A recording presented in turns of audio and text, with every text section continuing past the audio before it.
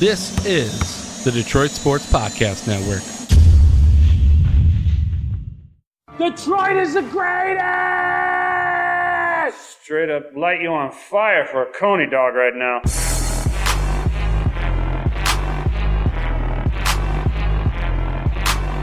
Darren McCarty comes back with Neiman in front of him. McCarty draws. McCarty in. McCarty scores! A magnificent goal!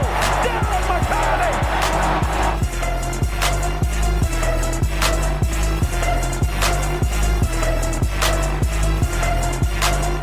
Stafford takes, throws, end zone, Calvin, touchdown, Detroit Lions!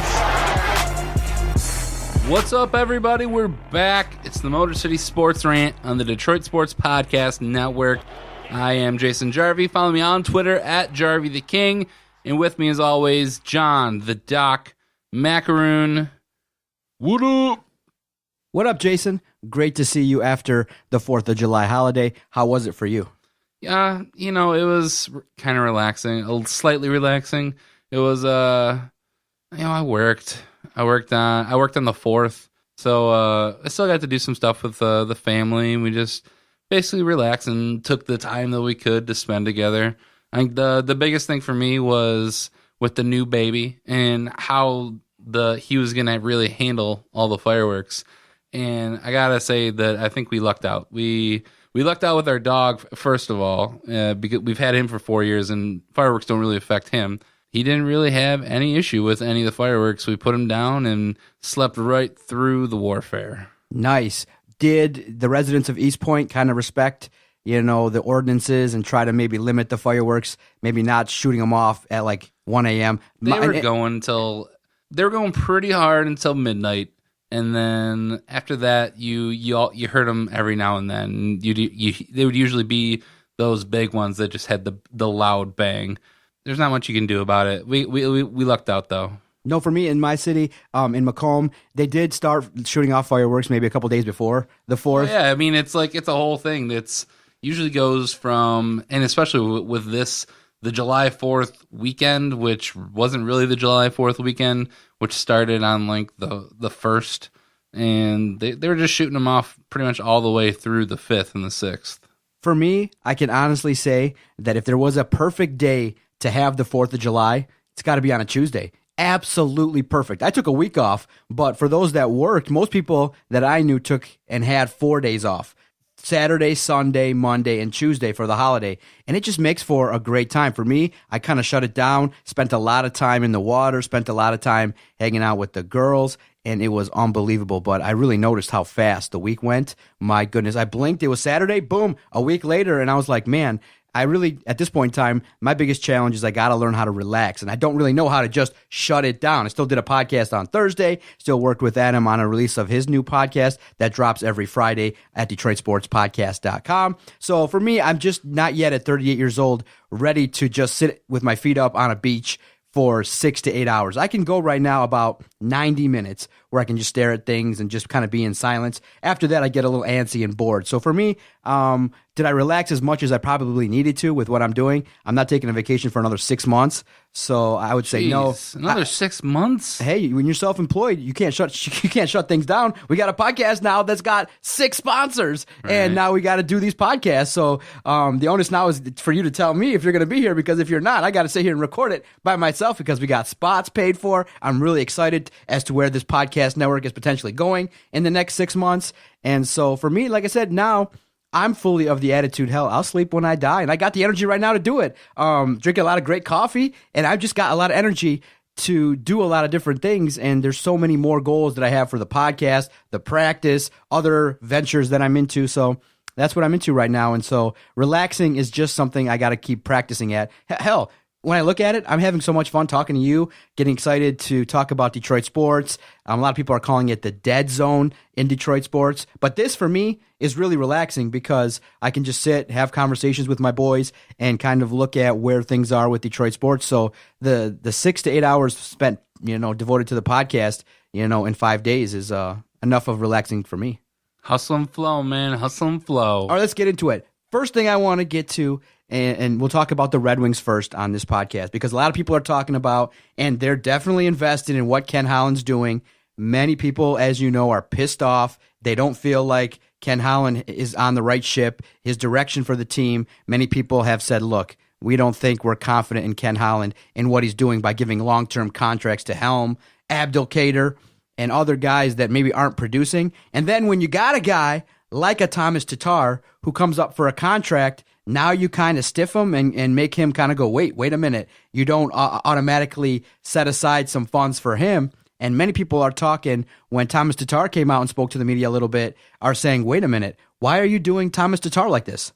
Well, if Ken Holland would have listened to me, you wouldn't be in this situation right now. You would have already traded Tomas Tatar and maximized his value at its peak.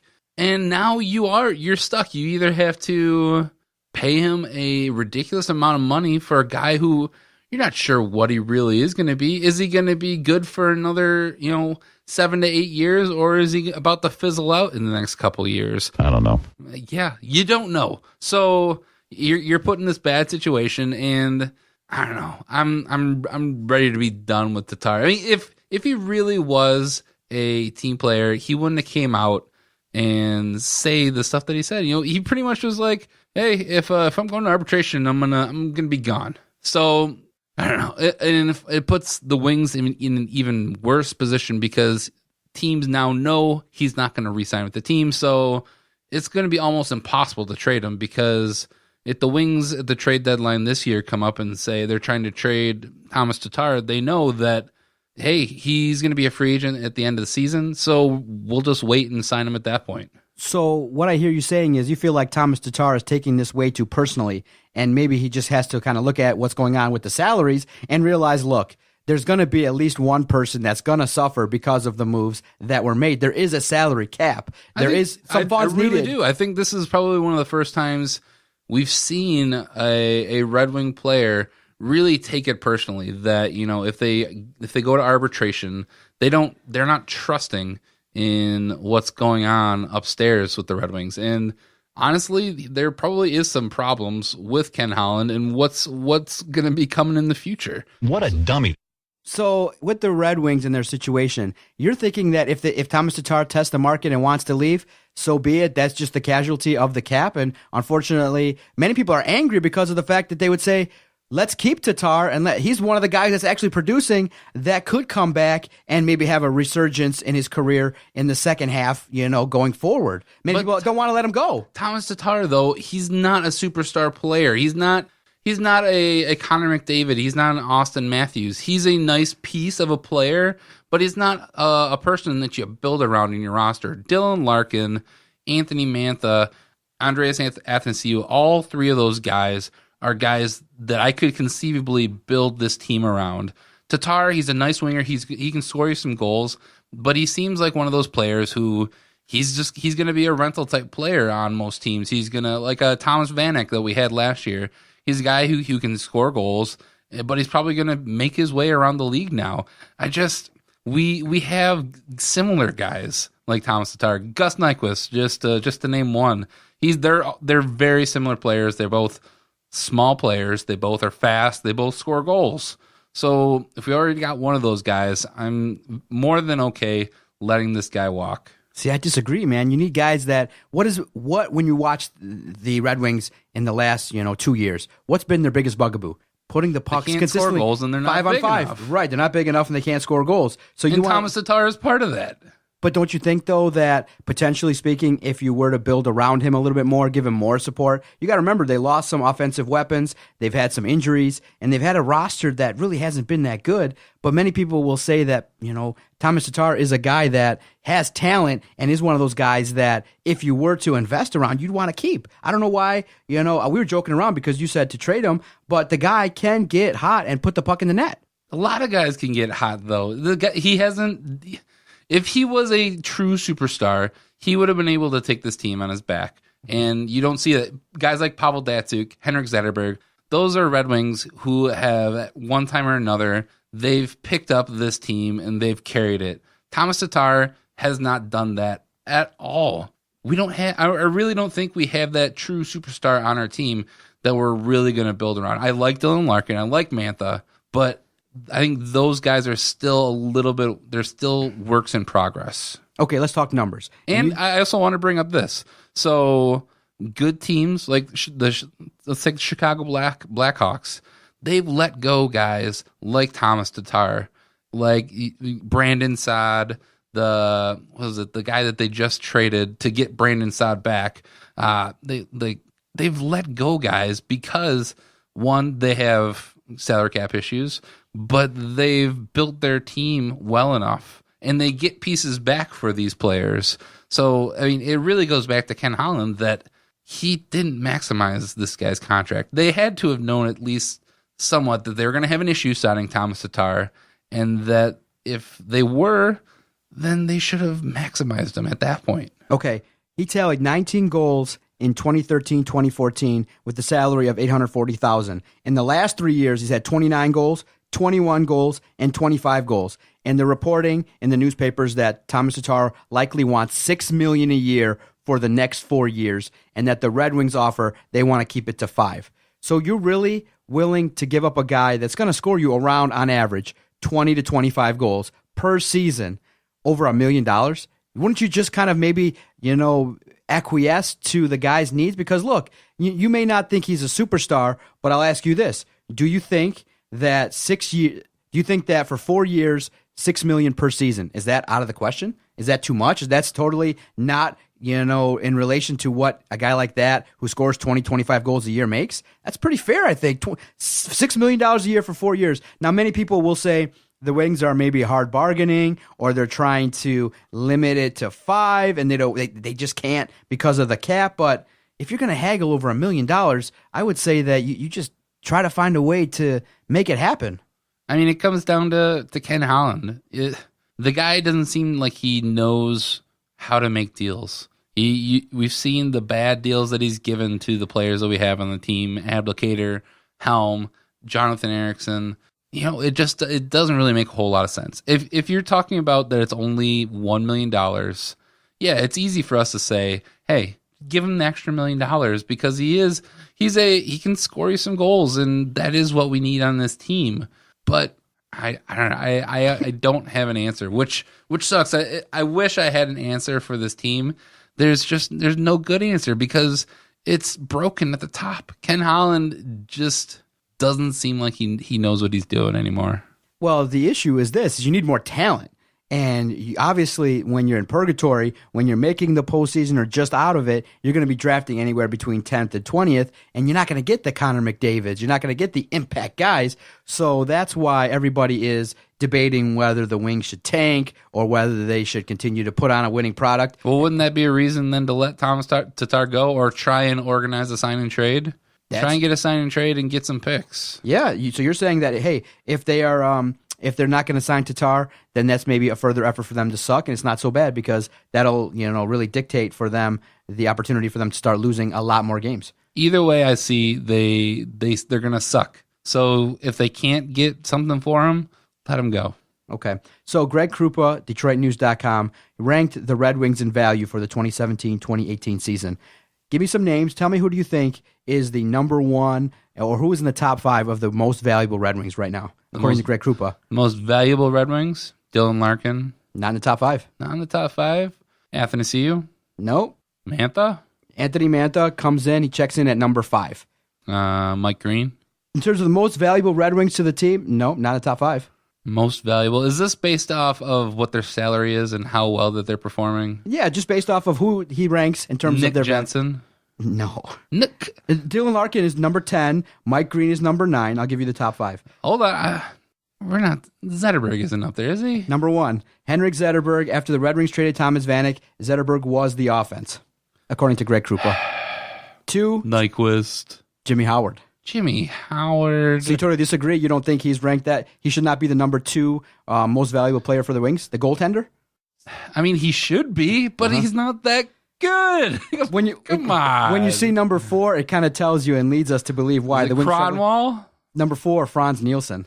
See, if Franz Nielsen is the guy that you're counting to be a top 5 contributor and is most valuable to your team, with 5 being Anthony Mantha, there's a problem. Who's 3? Number 3 is Peter Mrazek. So you got both of our goalies in the top 5. Most valuable, yep. Well, clearly, if you're keeping the puck out of the net, you're doing better. Yep. Tomas Tatar, number 6.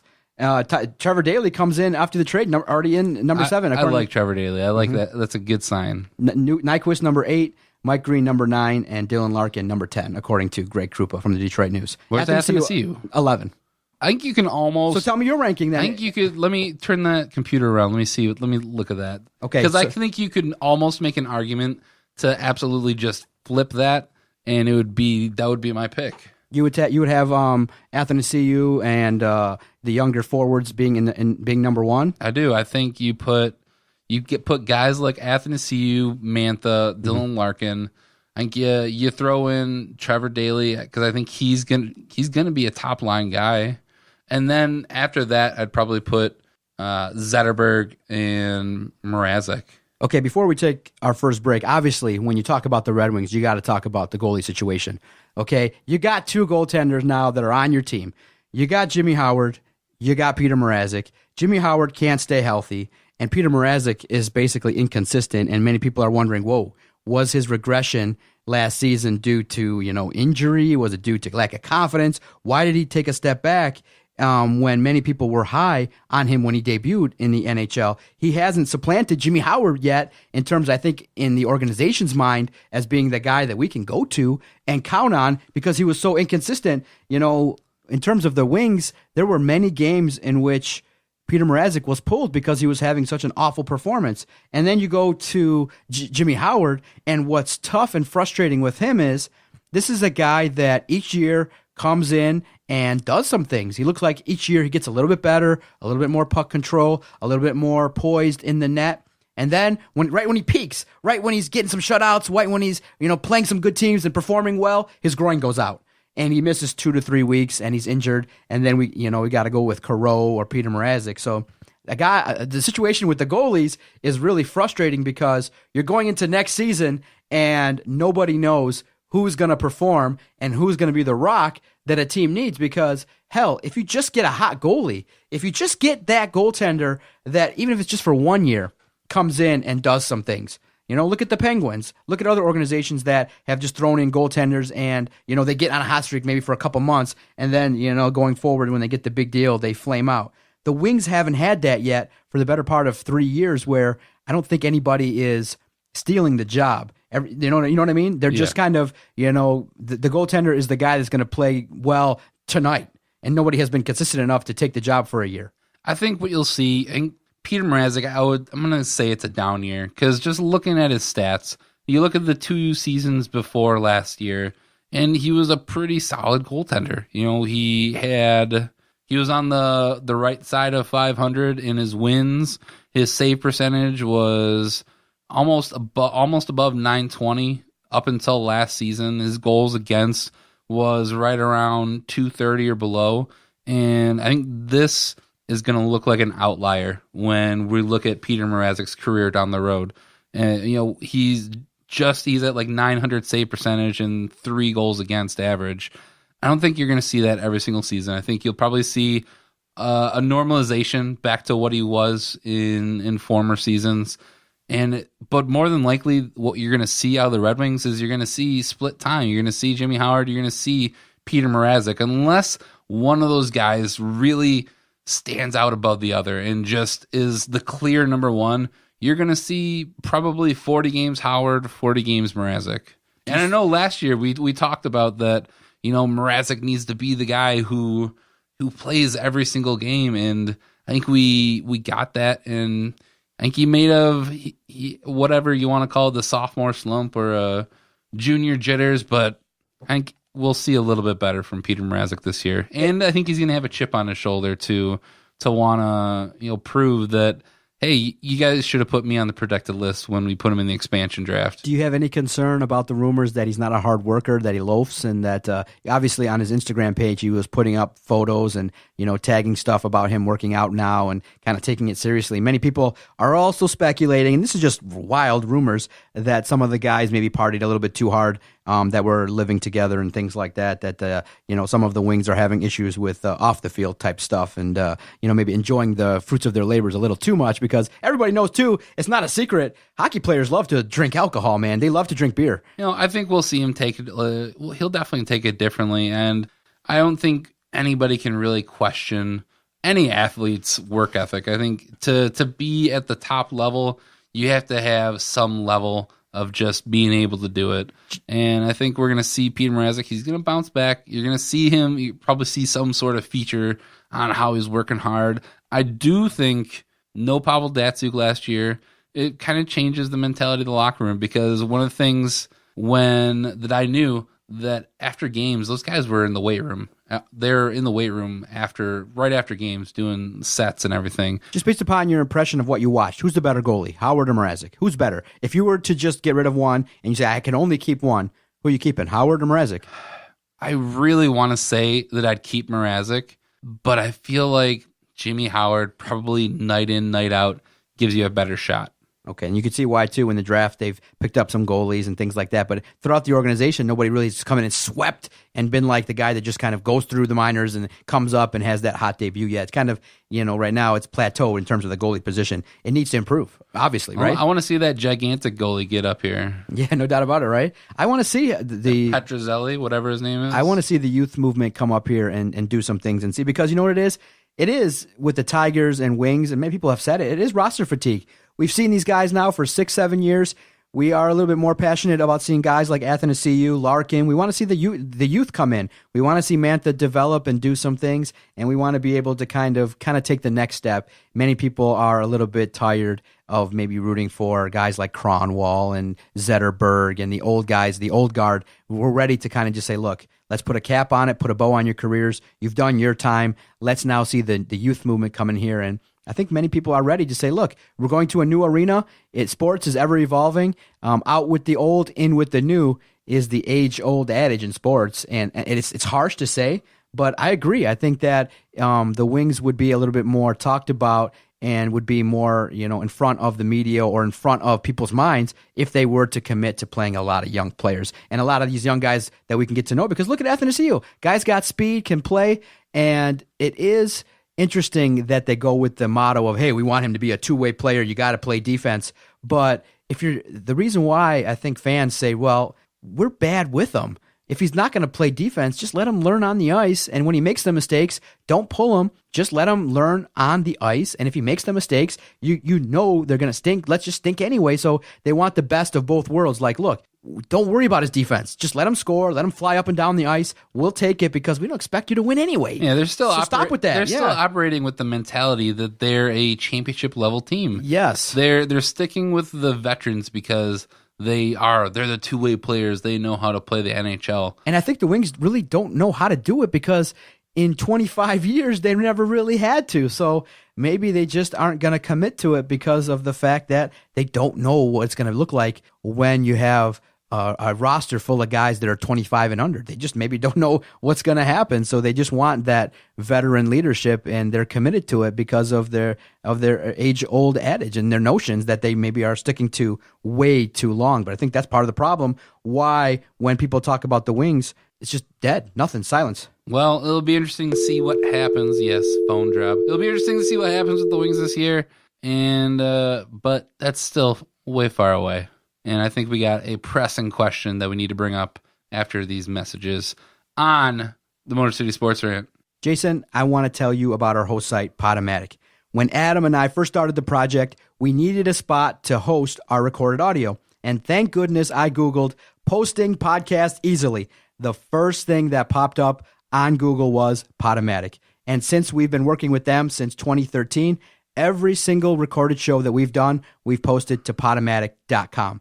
User-friendly, super easy. I can get you the links. I can share it with my family, friends, worldwide. I love it. Yesterday, just kind of watching the Home Run Derby, I got a message from a follower from Tampa, was like, look, we don't get a lot of Detroit talk down here. Thank you so much for doing your podcast. I'm going to continue to follow. And he said, I could do without the wrestling, but he said, I really enjoy your shows and everything that you guys do. Keep up the great work. And part of the reason why everybody across the world in the United States can listen to our podcast with no problems is because we have a great host site. So if you're looking to start a brand new podcast and you want to reach success, you want to have the opportunity to have everybody listen to your links without any interruption or no problems, we recommend one host site, Podomatic.com.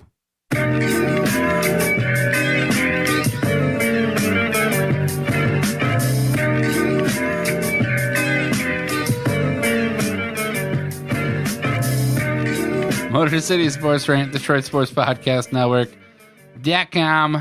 What's making you chuckle over there, sir? What'd you see? TMZ? Instagram. What gotcha? Just a comic.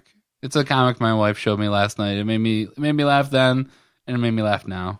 Okay, many people are wondering, Jason, okay, we want our rosters to be shaken up with the Lions, Wings, Pistons, Tigers. We're all ready for okay, who's new? Everyone's excited about the drafts and things like that. Who's going to be a contributing factor? But right now, the talk that's been dominating Detroit sports involves two players, Matthew Stafford and Michael Fulmer. Literally 600 messages came through on Tuesday regarding when the rumor kind of started circulating that Michael Fulmer might be on the trade block when the Cubs came a-calling. Look, me and Adam talked about it 3 weeks ago. We were just bantering like this. And I said, look, there's no untouchables. I would even trade Michael Fulmer. Excuse me. And Adam was like, are you crazy? What the hell's wrong with you? We bantered back and forth. I say there's no untouchables. But the question I want to ask you, because now there's been talk and speculation regarding Matthew Stafford's contract in that, it hasn't been signed yet. There might be a little snag in the situation. So, obviously sitting having some coffee, my first thought was, ooh, if you could keep just one, Michael Fulmer or Matthew Stafford, who would you keep?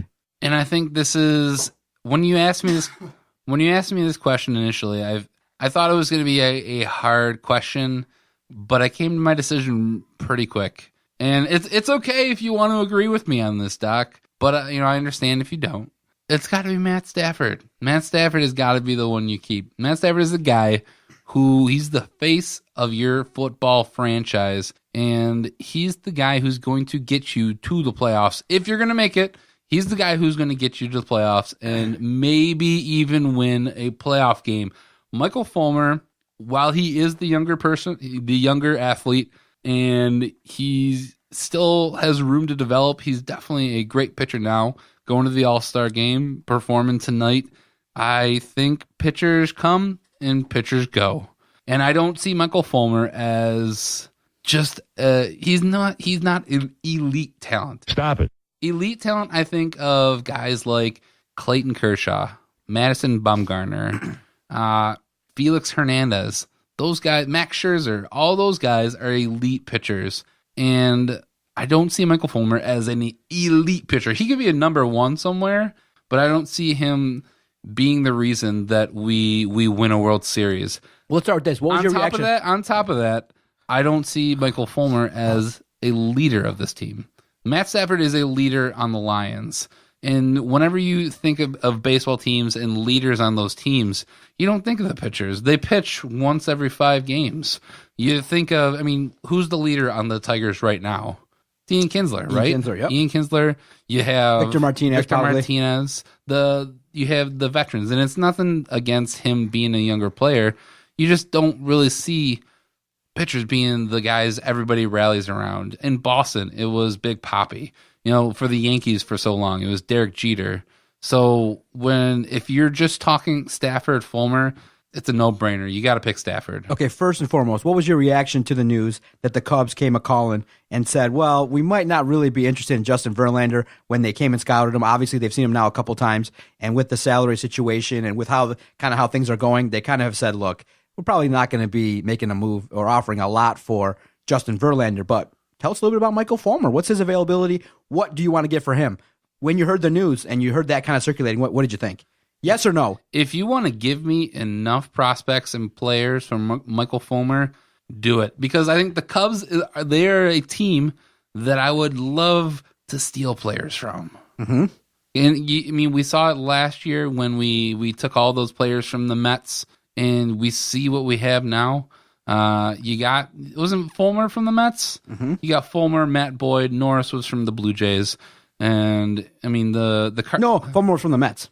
Fulmer was from the Mets, yeah. Norris was from the Blue Jays, mm-hmm. And the Norris and Boyd are a little lackluster at the moment, but you got the one ace from Fulmer, so it is interesting. What could we get from the Cubs? Obviously, you'd want a guy that's very high ranked in your organization. Maybe the second baseman. Maybe you want some outfield depth. But obviously, yes, the thing that people were talking about is you don't want to give Michael Fulmer away. No, absolutely. If you're getting anything, you want to flip him for a haul. Yes, a big haul. I'm not gonna try and. Well, the standard was set because Chris Sale was traded by the White Sox to Boston, and they got damn near 4 pitching prospects that are unbelievable. That pretty soon are going to be contributing regularly to the White Sox. So Chris Sale though is I think a lot more established. He's more established, and I'm not going to expect everything they got for him, but I am going to expect a fair amount back. Okay, yeah, exactly. A fair amount back. And that's what we're saying. Nobody's saying trade Michael Fulmer. But the notion that there's an untouchable on the Tigers roster. Trade Michael Fulmer. Yep, trade Michael Fulmer if they're going to give you 4 to 5 prospects and maybe a 300 batter in the outfield or a second baseman that can perform, or give us some spark. Because, everyone's jealous around town after the home run derby. They saw Judge and they were like, didn't we have a must-hit prospect named Steven Moya? And everyone's like, we got Steven Moya, and the Yankees got Aaron Judge. And look, I'll take Kyle Schwarber off their hands. Would you?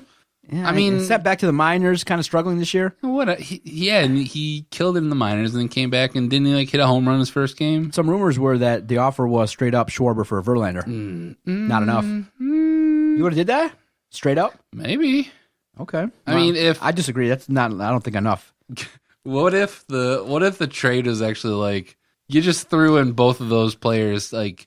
You had the Fulmer with all the prospect haul, and then throw in Verlander and Schwarber in that trade. You're trading Verlander and Fulmer in one trade. Ooh, no, I think what people want to do is they want to get rid of Sanchez or they want to throw in Zimmerman, but but they're not going to get anything for those players. No, exactly. But they're saying that they want to add on one piece if it can facilitate a move to get rid of another dead contract, because a lot of people want to get rid of these guys that are not performing. But when I heard the news that Fulmer was on the block, I was like, of course he is. When anyone would call on the Tigers, if you're going to sell, you want the guy that can best help you. And when people are examining trades, you go, okay, I want to trade Verlander for their top prospect in the organization. He's not worth that. What's going to get you more in return? So I wasn't opposed to it. I suggested it to Adam. I said, if they can make a move, if Al Avila picks up the phone and the guy's like, I'm going to give you my top 2 prospects, an everyday 5-day-a-week player that can do some things, hit some home runs, or field his position well and can do some things, I'm seriously considering it. I'm not going to be like, no, don't do it, because I'm of the opinion when you say sell, it's not like I'm going to sell the pieces that, it's not like I'm just going to give away a couple pieces. I want to blow it all up with the notion that we start from scratch and rebuild a team that can win the World Series. Because if you can win the World Series with the pitching that we had, with a couple of Hall of Famers and Miguel Cabrera and Justin Verlander, Victor Martinez doing great things, you couldn't win a World Series with that crew? Okay, it's fine. Whatever, we can debate on what you think of the era at a different time.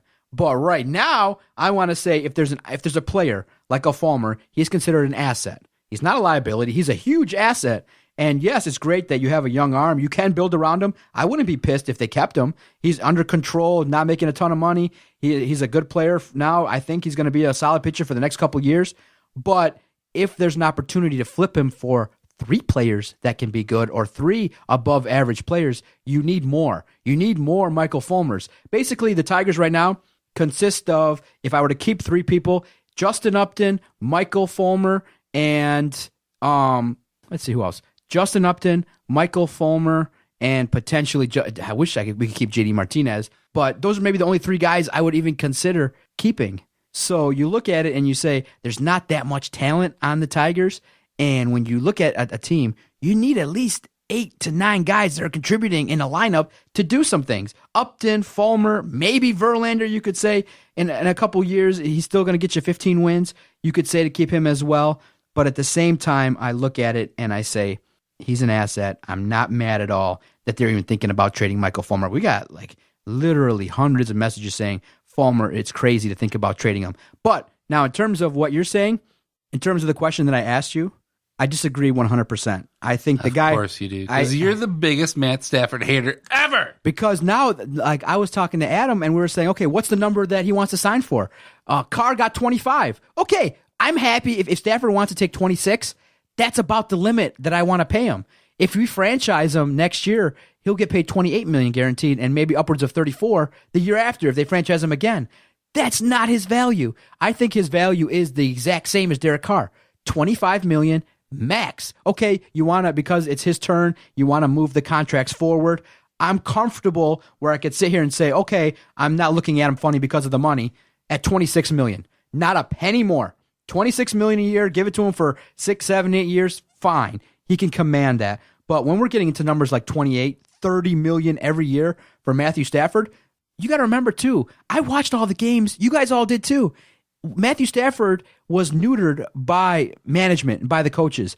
Dink and dunk. He was throwing the ball, quick release. They limited his turnovers because they felt like, look, if we let this guy zing the ball all over the place, just like 2 or 3 years ago, his interception rate's going to go up. His interception rate went way down because the yards per pass went way down. The Lions, I just looked here, were 14th in the league in yards per attempt passing. Okay, number one, obviously, Atlanta at around 8.5 yards per pass attempt. The Lions are at 6.9 yards, okay, 6 yards a clip, because what do we talk about? They pass the ball 2 yards out to Golden Tate, let him get a lot of yards after the catch, a lot of swing passes to the running backs, a lot of dink and dunk passes to the tight ends.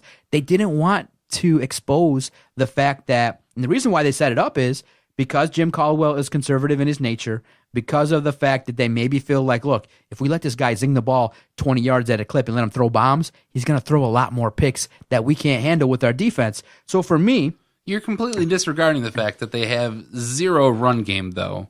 And the reason that they do have a lower yards per pass is because that short passing game, that is essentially their run game. So yeah, exactly. He still throws the ball downfield. I think you could get this. If you're going to pass the ball 6 yards at a clip, you can do that with a backup.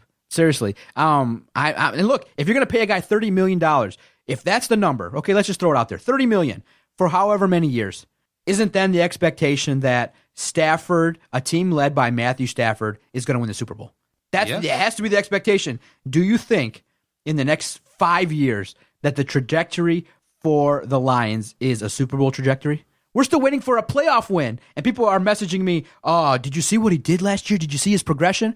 Let's just look at one game. Great. He had a great regular season. That's what he's expected to do because he's getting paid very well. You go now on the road to Seattle. Okay? Now it's time. One of the toughest places to play in the league. Toughest places to play in the league. Others have done it. Others have gone there and won. It's not like it's you know, that was a team that many looked at when we went into the game saying, look, the offense is down. They're not as good. You know, Richard Sherman and the crew is susceptible to big plays. What did they do? They dropped a lot of passes. It wasn't all Matthew Stafford's fault, but he's part of the offense. An offense that didn't score an offensive touchdown. So you look at it and you go, Where okay. was Theo Riddick? Hurt. Where was Amir Abdullah? Hurt. Mm-hmm. But you look at it and you say, okay. Where was Marvin Jones? Not being able to get off of cornerback. Okay. Look at Green Bay. One of their key offensive linemen hurt. Aaron Rodgers just keeps going. There was talks last year, middle of the year, bench Aaron Rodgers. He stunk. When the playoff lights came on, there he was, zinging the ball all over the place, and the offense was moving and clicking. So you look at it with Stafford. Now, of course, I understand all the arguments. It's not all his fault. It's not a team of one. They have to build around him. They have to have a running game. But now you're saying, okay, now it's time. It's time to make the decision.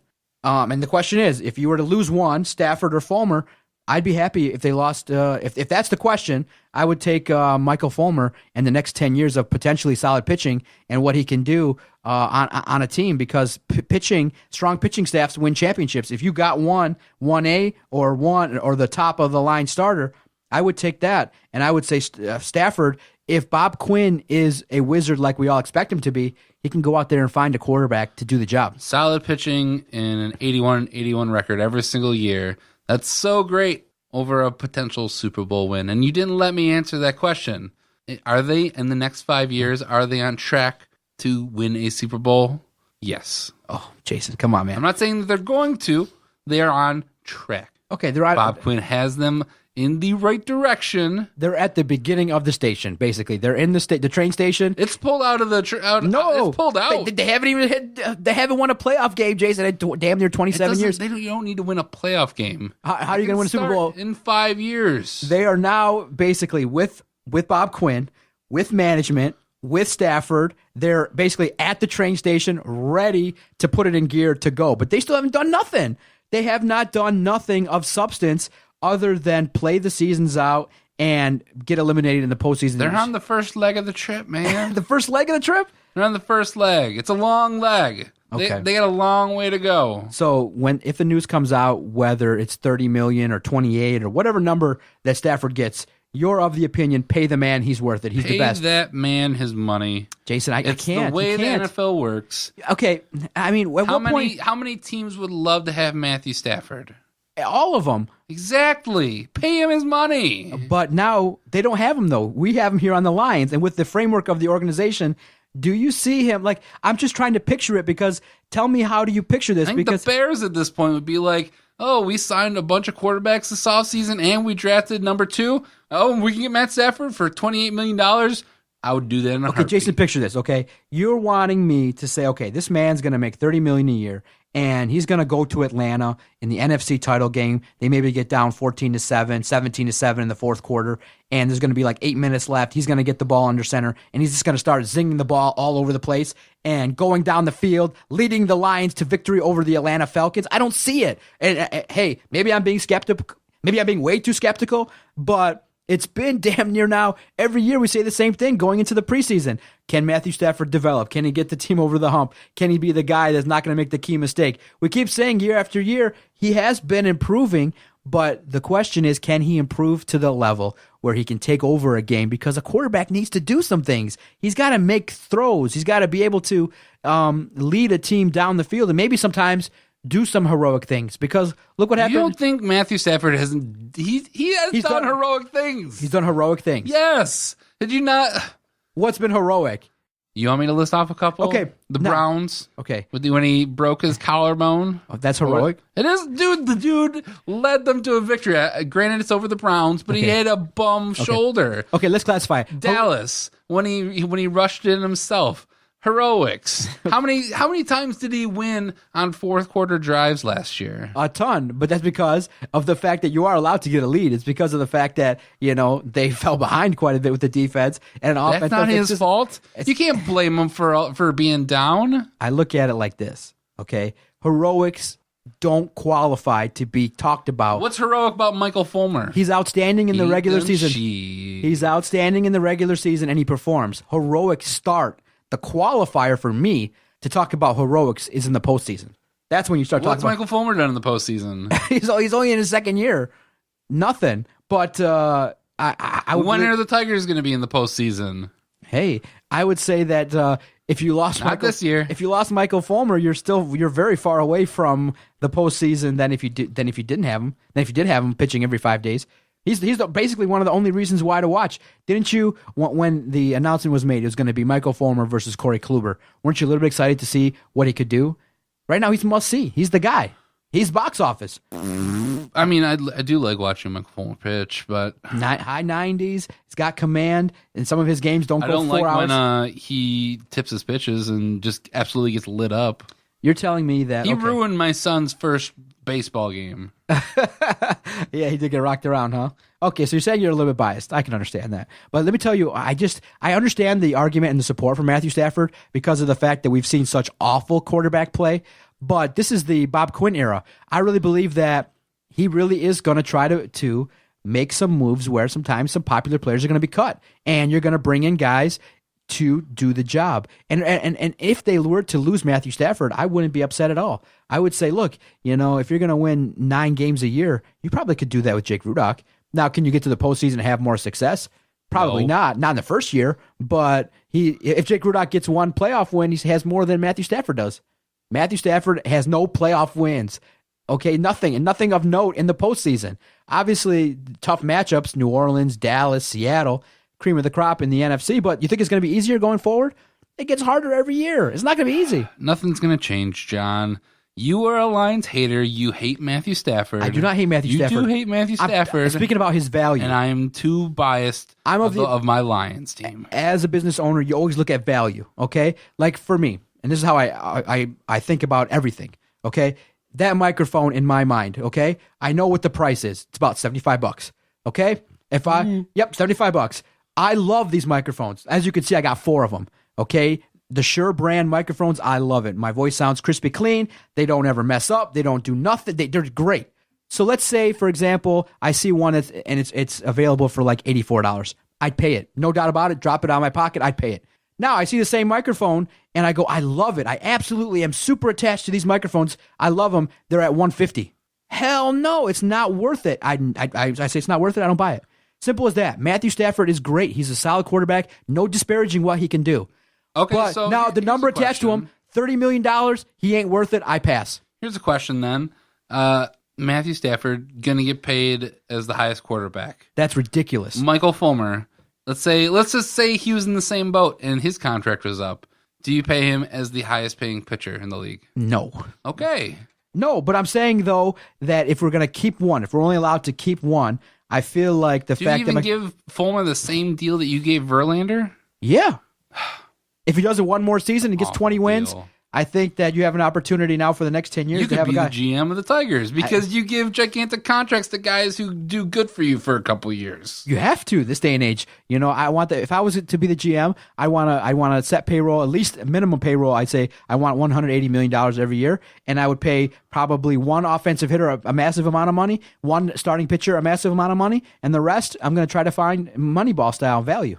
And you'd have the Tigers as of right now because that's what we are. We have a bunch we're paid $200 million, and you have a couple contracts that are terrible. So you'd have a shitty Tigers team. I would right not now. have Jordan Zimmerman. I'd have a better manager, and I'd have a team that's in contention. Because I believe, if you ask me how to fix the Tigers right now, step one, fire Osmus. You improve 5 games. You'd be the San Diego Padres right now. No, you fire Osmus, this team's about 500. I truly believe it. They play such poor defense. They make the same mistakes. And here's the notion, okay? When a mistake is made on the Tigers, nobody gets pulled. Nobody gets taken out of the game. Nothing changes. The team is a reflection of the manager. And I believe Osmus is a 500 manager, and the team would be better. This team has talent. Everybody says it. New manager, this team would be maybe 4 games under 500, not 9. I thoroughly won that debate, though. That was pretty good. It was absolutely 50-50. If you won the debate, I would have been saying, yeah, you know what, we might want to keep Fulmer. You like Stafford because of the fact we've seen garbage quarterback play with all the other bad GMs we've had here. Bob Quinn won't let that happen. There's no quarterback you're going to go out. I want to see the Lions win. The Tigers have had their success. They aren't anywhere close to being a World Series championship team right now. The Lions are much closer. They have the possibility to get into the playoffs, and then anything goes because you have guys like Matthew Stafford, like Golden Tate, like Ziggy Ansah. I think you got to go with the team that's going to win you a championship. Yeah, and that would be so much goddamn sweeter for the Lions to win than the Tigers. Okay, so you're saying that still in this day and age, you believe that the Lions have a trajectory of winning and that they're going to go forward. Okay. I do. You know, we did break the curse. I don't know if it's going to air or not, but here we go. On the poll question at Detroit Podcast, I said, if you were to only be able to keep one of these athletes in town, who would you keep here? 58% will keep Matthew Stafford. Boom! Detroit's spoken. Still close. You lost. A lot of people were like, damn. A lot of people did message me, damn, why are the 40% saying Fulmer? Stafford's the best. Stafford's the guy. I'm telling you. And then before we get out of here, what do you think the level of support is for Stafford? Because I put 50%. I say 50% of the people support him, 50% of the people want him gone. I'd put it closer to 70, 80% because 70% of people support Stafford? I do and it leads back to that he is the best quarterback we've seen in literally 50 years. Jason, okay. There's really no other quarterback. Relatively speaking, okay, yes. Obviously, he is top of the list of the players aligned. Now, but let's just remove that notion from our talk. Compared him to the other 31 quarterbacks in the league. Is he a top 3 quarterback in the NFL? No. Okay, you want to pay him number 1? That's 2 completely different things. No, you want him, okay. Who's the best quarterback in the NFL right now? Tom Brady. Is he's not paid the most money because he's wise. No, it doesn't. He's got a wife that makes $40 million a year. It doesn't work like that. He took less money to help the team that wins. This is how sports works. Look, in the NBA, Tim Hardaway Jr. got a $71 million deal. And what is being talked about with the Knicks, they're being laughed at nationwide. Like, look what kind of because they drafted him, traded him for a guy, and then they had to pay way too much money to bring him back. But that's the thing is these players are just getting paid ridiculous amounts of money. Jason, it's the way it works for quarterbacks especially. You're telling me what is, and I'm telling you how it should be. How it should be is that I would not value Matthew Stafford in the neighborhood of making $30 million a year. He's a top 10 quarterback. But it doesn't work the way it should be. Yeah, but that's why. If things work the way it should be, everybody would win the Super Bowl every single year. Everybody would get celebrated and go, woo, we did good this year. At this time, I believe that Bob Quinn is trying to run things as it should be. I don't think he's going to give Stafford $30 million. I think that's why the contract hasn't been signed. Now, if Stafford goes out there and wins 2 playoff games, if we run the team the way that you want to run this team, we're going to be the worst team in the NFL. We're going to be the Jacksonville Jaguars. No. And we're going to be shipped over to London. Absolutely not. You know who we would be? We would be the Falcons. We'd be the Buffalo Bills. We'd be the Falcons because I can get to awful. I can get you to the Super Bowl, but Who's going to be your quarterback? I want Matty Ice. You can't. I'm going to put Matt Ryan on my team. Who was it drafted? Doesn't work that way. Doesn't he got a ridiculous contract when he got drafted too? Listen, he's probably making a crap ton of money too. Listen, okay, so you're telling me right now you fully support Stafford, give him $30 million with the hope that this team wins the Super Bowl, and you believe it to be true. That's your narrative. Absolutely. I say you try to negotiate super hard, keep it at around 26 to 27 million, have some flexibility, and see about building around Matthew Stafford. And don't pay him $30 million a year because it's not worth it. He's not worth it. And if you tell me Fulmer or Stafford, I'm keeping Michael Fulmer, and I build around him, and I think the Tigers will be back in the postseason in 3 years if they can trade the other crumb bums. Well, you enjoy your 162 games a year of mediocrity. I'll take my hope of a Super Bowl. Let's see what happens because, Matt Stafford may be in line to gamble a little bit, maybe not sign a deal, maybe play out the year. If he does get that one playoff win, maybe he'll get more than $30 million. If the cap goes up, he might gamble on himself and maybe make 32.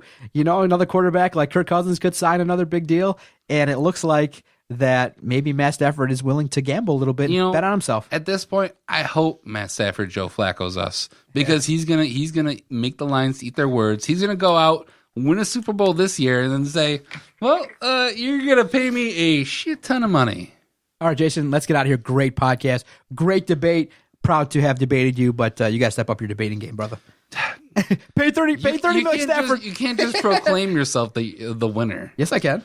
That's because you're the executive producer of this podcast. Because I declared myself the winner. So it has been said, I am the winner. That's the way to go. And you're just going to end the podcast like that. Time's up. You were late. He's John, the loser, Doc Macaroon, who just takes his ball and goes home. And I'm Jason Jarvie. And we'll see you next week.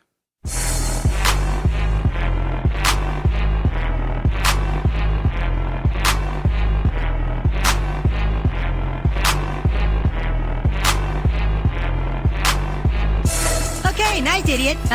You. Bye-bye.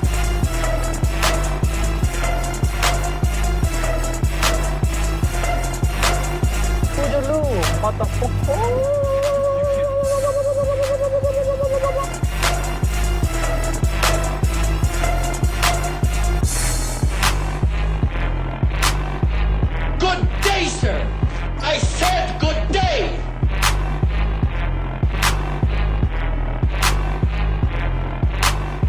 All right. Take care now. Bye-bye then. Loser.